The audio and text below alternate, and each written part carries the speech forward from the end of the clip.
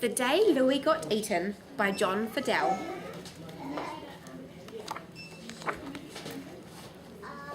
Louis and his big sister Sarah were out in the woods one day when, unfortunately, Louis was eaten up by a gulper.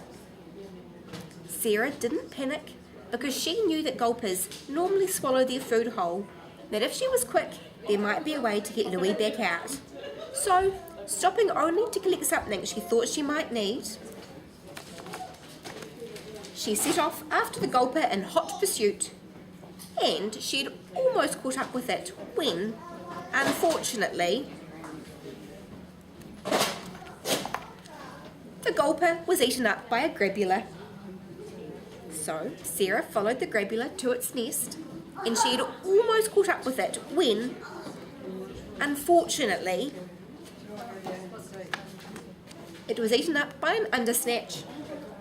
So Sarah chased after the undersnatch, and she had almost caught up with it when, unfortunately, it was eaten up by a spiny-backed guzzler. And Sarah had almost caught up with the spiny-backed guzzler when, unfortunately, it was eaten up by a saber-toothed yumper. So Sarah chased after the saber-toothed yumper and fortunately managed to track it back to its lair without it being eaten up by anything. So she waited until it was asleep and then crept up to its open mouth.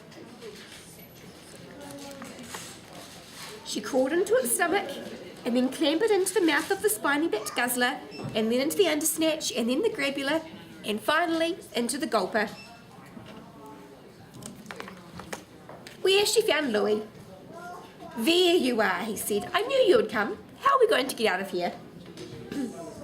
"We are going to use this hiccup frog," said Sarah, "which I picked up before chasing after the gulper. Watch this." So the hiccup frog boinged all around the gulper's stomach, which made the gulper start to wriggle, and this made the grabula wriggle, which set off the undersnatch, and then the spiny-backed guzzler, and then the saber-toothed yumper. And in one great chain of hiccups and burps, Louis and Sarah and the hiccup frog were free.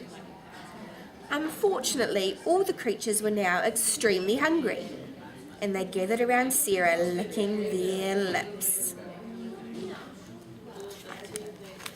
"Get away from my sister," shouted Louis, "or I'll eat you up."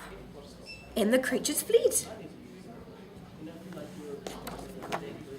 "Thanks, Louis," said Sarah. "Come on, it's time to go home."